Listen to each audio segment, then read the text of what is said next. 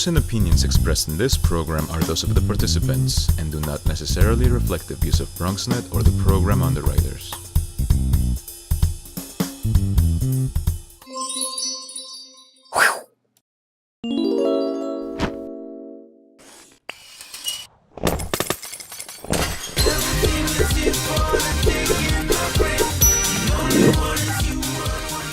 Welcome everyone, I'm your host Eileen Newman. We are joined in the studio today by members from two organizations with programs that help provide different levels of assistance to immigrant communities in the Bronx.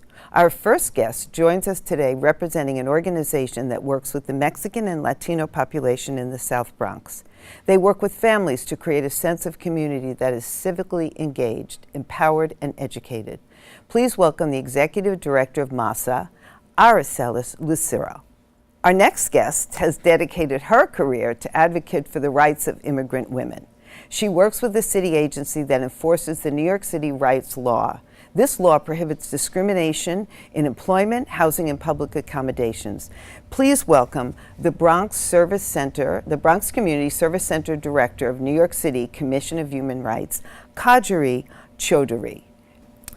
So I'm going to start with you and ask you about what your organization actually does. We did a little description, but it was sort of general. Yes. And I'd love to know also how long you've been around, how it started, a little bit of a background. Okay, well, first, thank you so much for having me here. Always happy to share more about what we do at MASA. MASA actually was founded in 2001 by a group of students, and it was a group of Mexican-American students in CUNY, and they were fighting against the elimination of in-state tuition for undocumented youth. And slowly but surely, these students started recognizing other needs in the community that were related to education, and that's how MASA started, a volunteer-led organization with students. And so now we are happy to say that we've evolved and that now we offer programming that supports educational achievement and success from 16 months old all the way to college and beyond. And so what we do in our organization is we have two sorts of programming. One that supports the educational attainment of Latino and Mexican immigrant students and their families, and we accompany them through the process. And we always like to say that we partner with them because really the first teachers of the children that we work with are their parents. And so that's the second leg of our work, is working with families as a whole, as a unit. We also provide adult education programs to the parents that we serve. So a Spanish literacy class for parents that don't know how to read or write or that didn't finish their basic level of education in their home countries. And in addition, we provide an English language course. Those are educational programs. Next to that is our advocacy and civic engagement and leadership programs. And so for us, we understand that providing direct services and programs is definitely critical and addresses some of the short-term needs that our community faces, especially recently arrived immigrant Latinos. However, it's important for them to also be able to establish a long-term plan and also make their voices heard in the many spaces where they are needed. For example, in education, in the Department of Education, with their city council members, making sure that they voice their concerns, and we provide parent leadership opportunities to do that. MASA also continues to be very community-led, although it now is a formally staffed organization. There's a lot of room for participation from parents, children, youth, and still the 100+ volunteers that we still have engaged within the organization. Myself, I'm a South Bronx native. I was born in Fox Street, and so I'm very happy to be able to give back to my community and continue to work with the immigrant community and where I come from. I'm afraid to ask you how many people actually are employed there because I'm afraid the number will be so small for all the work you just described. But So actually, we started out with about 3 employees in 2012 when MASA started growing, and now actually we have 9 full-time employees and about 8 part-time employees. And so the organization within the last 2 or 3 years has significantly evolved. But still, like you said, nonprofits still not enough staff, but we do the best we can. And how many people do you service? Well, last year's count, it was a total of 2,000 people. About 500 are directly involved in our direct service programs. So our after-school programs, our literacy programs for young people, our adult education programs, our family support programs, and leadership programs. The other numbers are advocacy, organizing number, and the number of people we reach. We were able to reach last year with immigration help. We were providing DACA services to the community and helping them get their immigration status.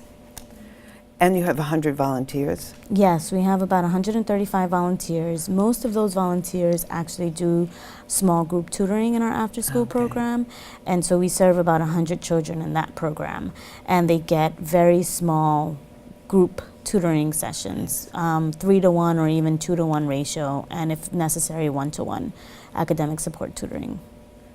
And you're working with a much larger organization, so can you tell us a little bit about your work? Sure. So we, as you mentioned, first thank you for having me on this show. You're welcome. And I am the Community Service Center Director for the New York City Commission on Human Rights.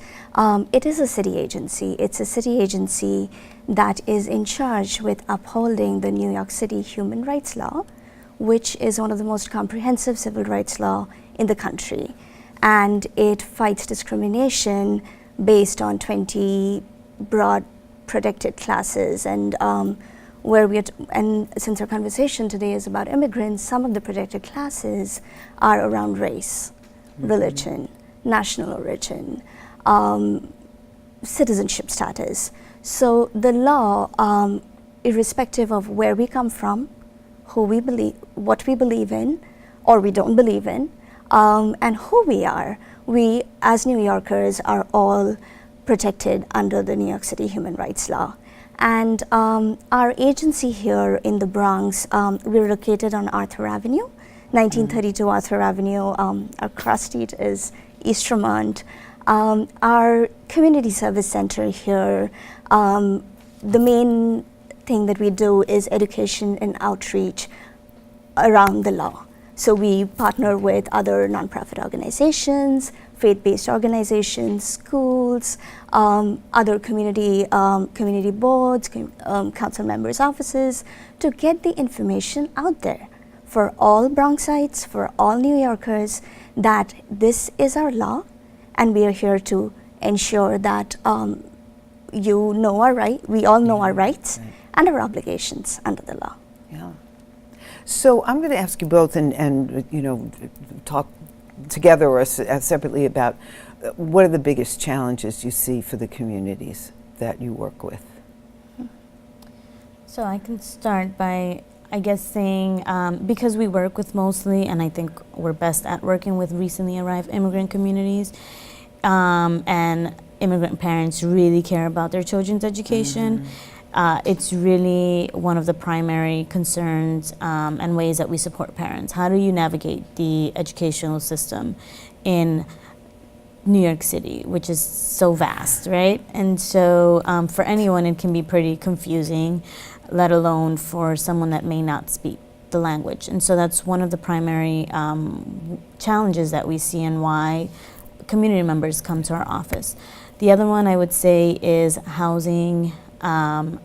Overcrowdedness in the South Bronx is a real issue, and landlords that don't respect the rights of their tenants who may or may not be undocumented and may have reasons to be afraid, really abuse that. And so no hot water, no gas at times has been issues that we've definitely dealt with and had to kind of sort of have a community-led approach with other organizations to tackle those issues. And the last is just status, immigration status, and all that that comes along with not having status and job implications and opportunities. Right. So those are my three. Those are big enough to take on landlords. Well, if you think about it, you're taking on landlords, the educational system, and basically everything else that people could possibly need. Yes. So that's a lot of work. Yes, and perhaps that's where we could come in, and we can talk after the show, how in terms of discrimination, like one of the areas that the law covers is housing. And typically, the landlord should not be discriminating against tenants based on one of the protected classes. And we often see is the fact that, landlords like refusing to do repairs or not providing the hot water, and also like threatening to calling ICE. So that's also there as a part of the challenge and part of the discrimination. In terms of what we see for the immigrant populations, I mean, what we've just discussed, as well as the fact that a lot of people, we come from different parts of the world, and we often come from places where a law like the New York City human rights law is not in place. Can I just interrupt you, because we have to take a short break, and I really want to delve into this. So we'll return with more Mission Bronx right after this. Hello there, this is Sandra Apia. Be sure to tune in on BronxNet Thursdays at 8:30 p.m. to catch my brand new show, The Sandra Apia Show. See you then.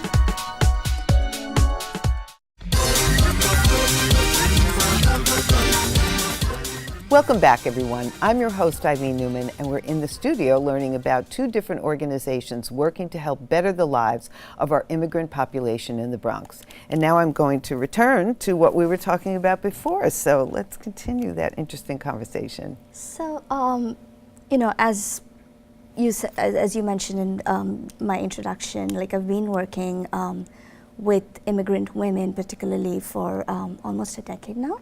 And so one of the things that we see is, in my previous positions, what I often see is people come from different parts of the world. Like New York City, in so many ways is such a salad. But Nice. not the melting pot, but the Right, salad. that's nice.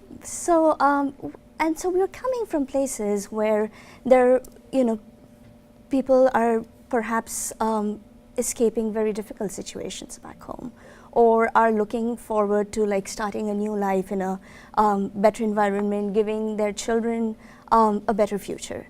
So in many places that we are coming from, there are no parallel to the New York City human rights law. So what we see often is, for a lot of immigrant communities, we don't know that the law exists. And we are afraid to go to authorities because, again, of our past trauma.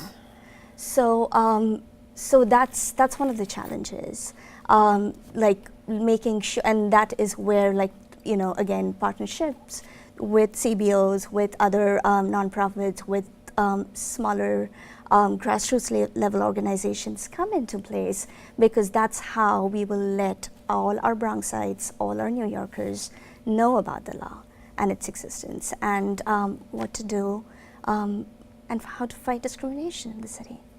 So following up on that, have you seen changes in where people are coming from? I mean, this is being asked by a woman who can barely leave her block. I've been in New York since I was born. Born in Brooklyn, lived in Queens, grew up in Queens, lived in Manhattan, worked in every borough. So I'm always astonished at people.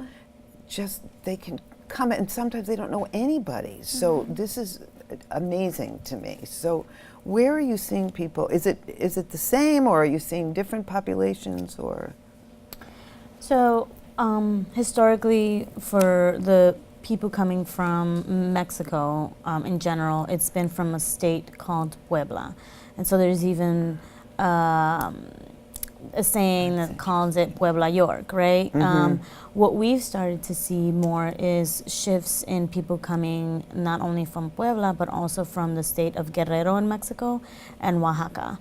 And in general, we're also getting more people that are coming from rural and indigenous speaking communities. So a lot of people coming to our agency that speak Mixteco or Nahuatl or Zapoteco or Trapaneco. Those are the top 4 languages that we see at our center. But beyond that, in terms of the Latino population, we have been getting an influx also of Central American and South American populations. So Honduras, Guatemala, Ecuador, people from those countries who are migrating, and also for similar reasons, sometimes migrating for violence or also for poverty, for survival.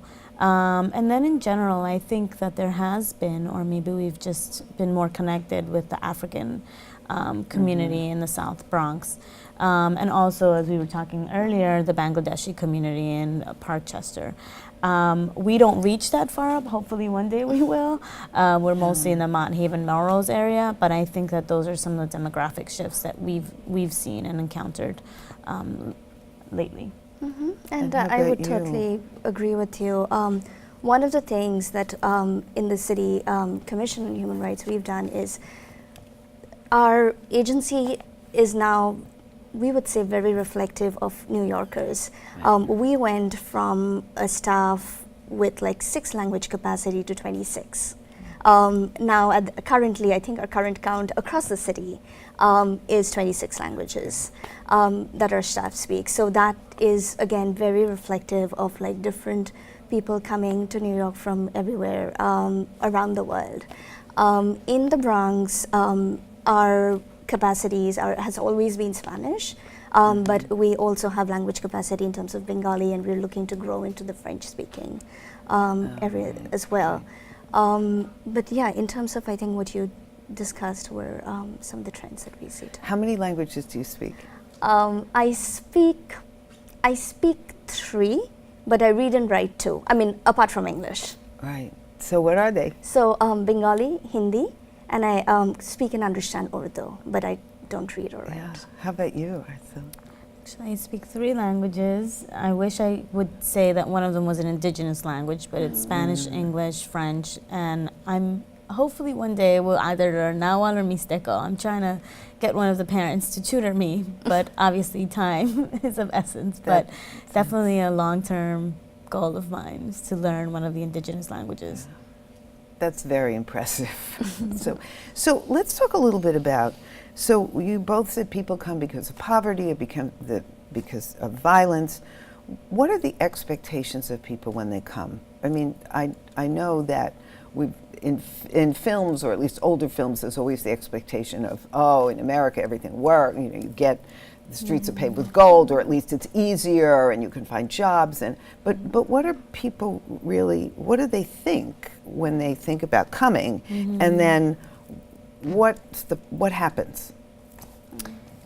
I think it really depends on where you're coming from, and so when you're and the conditions that you're escaping. So if you're escaping violence and you're being threatened in your home country, and this could be in Mexico or in Central America, you're just happy to be in a safe place, and and it might be a little scary. And one of the things that we deal with mostly is just the immigration question, right?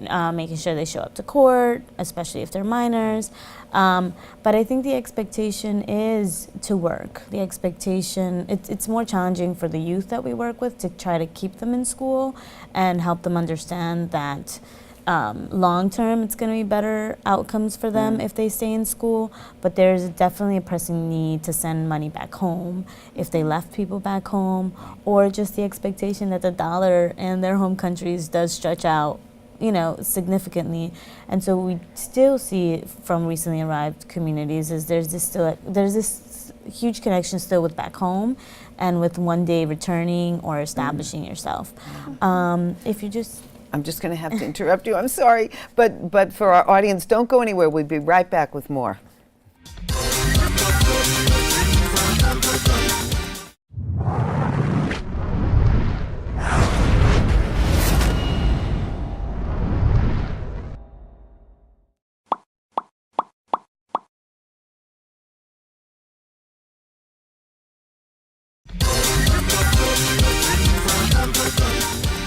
Welcome back. I'm your host, Eileen Newman, and we've been talking with Kadri, an advocate for the rights of immigrant women, and Aracelis, who works to provide a sense of community for the Mexican and Latino immigrants in the South Bronx.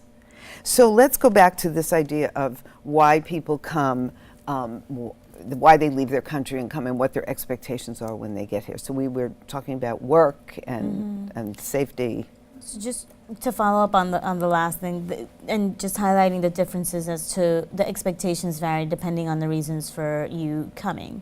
And if it's violence, and as we had stated previously, you're just happy to be here and you're just adjusting to life and you're happy to be in safe grounds. For people who are coming here, I think for reasons of poverty or for a better life for their children, and who do end up starting families here, finding a job, and most of the time there's probably already a community that they can arrive to. It's been very few people that I say we've seen that just come alone and don't have somewhere to arrive or have a connection to somebody in the city. However, there may be times where they still feel alone, and having an organization like MASA just help support them with navigating systems, even if they don't get a direct service, but connecting them to other organizations and opportunities that may be available. And New York City has done a lot to try to provide new opportunities for immigrant communities and programs. And so the expectation of work is definitely one, and the expectation of having their children receive a better education is definitely another one. But in general, there isn't really a concrete plan besides the saving money and sending money back to their home countries. And that's just been from my experience what I've seen. Yeah, how about you? No, I mean, this is, we represent two very different, we come from very different parts of the world originally, and yet the expectations and, the thoughts behind migration, the thoughts of like the future are just same. It's same across, like, whether people are coming from central Mexico or they're coming from Bangladesh.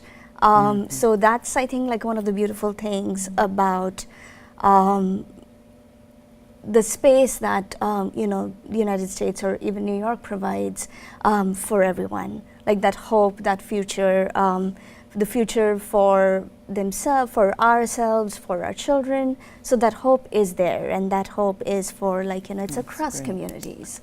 And then I think also people have referred to migration as a human right, right? You're trying to access your livelihood and your survival and a better space for yourself and your family. So I love that actual saying that migration is a human right. So. Yeah. So I remember once going to a meeting with it was around healthcare issues in a community, and the potentially the space that people go into is closing. But what we started to get into was, or with the panel and the people actually there got into, was this whole idea of there were women who had teenage children. It was mostly women, and it was a painful conversation about how they felt that they were losing their children, because for the children who were going to school, they could be much more involved with sort of American mores, if we call it that. Can you address that, or have you seen it, or what's we try to mitigate that, is what my response is. We definitely see some sort of power shift or dynamics between American-born children of Mexican descent and their parents. They're brokering language, other opportunities for their parents. However, at MASA, and with the help of our parent community, we really try to reel in our children back into a space of, exposing them to their culture. It's okay. We want them to take advantage of all the opportunities and join clubs and do American football and do all of these other great things that this country has to offer. But at the same time, having parents and the kids and the young people that we work with recognize the many strengths that their families already came with. And so this summer, actually, we launched the Mexican American Studies program. It's a 6-week program that pretty much taught them everything from Mesoamerica and the different indigenous communities that existed, and the evolution of and everything from Chicano studies and things that they normally wouldn't be exposed to between the 6th and the 9th grade. And so one of the primary things that parents always say is they want to make sure that their kids keep their culture. So we still celebrate Mexican Independence Day, Dia de Muertos, Children's Day, which is a general Latin American holiday. And so I think parents have become a little bit more at ease when they see their children learn more about their culture, but at the same time are starting to feel like they have to let go, and there's things that their children need to do in order to make it. Yeah. I can definitely see that as well as a parent to child raising kids here. That is something that's a constant struggle. As a parent, that I often my husband and I face always, how much they are American kids, but at the same time, what is their connection to their roots?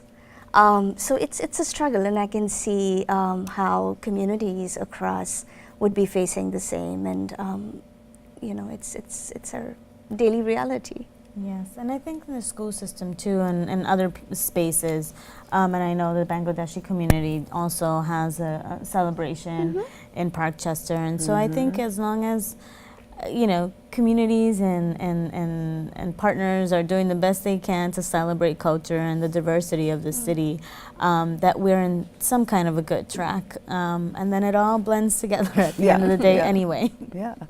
So we're starting to run out of time, but we do have a little bit more to ask. So what are your biggest challenges? We've talked about people coming in and interacting with you, but you're both working in agencies that are dealing with really trying to make people's lives better. So what are the challenges that you feel doing this work? I guess organizationally, just growing and sustaining. You work for the Center for Bronx Nonprofits, and so I'm sure you know of all those challenges. Yes. But aside from that, I guess it's just, even with our mission and the civically engaged part, and something that was alluded to earlier, what we're used to in our home countries and being able to participate here has definitely been a challenge. And so that's something that the organization continues to work with, and trying to push our community members, whether undocumented or documented, to raise their voices, to not live in fear. So that's going to be a continued struggle, especially in this political environment that we're facing at the time. That's a whole other show. That's a rant, I think. And I don't know if you would like to share. Yes, with the city, again, we just want to ensure that all our communities, irrespective of from where we are coming from, have access to these services, and know that discrimination in any form is not going to be tolerated in New York City. And then we need to get there, both in terms of people knowing their rights and folks knowing their obligations, and in that way we can make our city free of discrimination for everyone. That is a perfect way to end. So unfortunately, that's all we have time for, but I want to thank you both, because you've been wonderful to talk to. So, and thank our guests, and also thank you, the viewer, for tuning in. If you missed any part of today's episode, or you would like to check out past episodes of Mission Bronx, go to www.bronxnet.tv under BronxNet Specials, and we'll see you next time for another edition of Mission Bronx.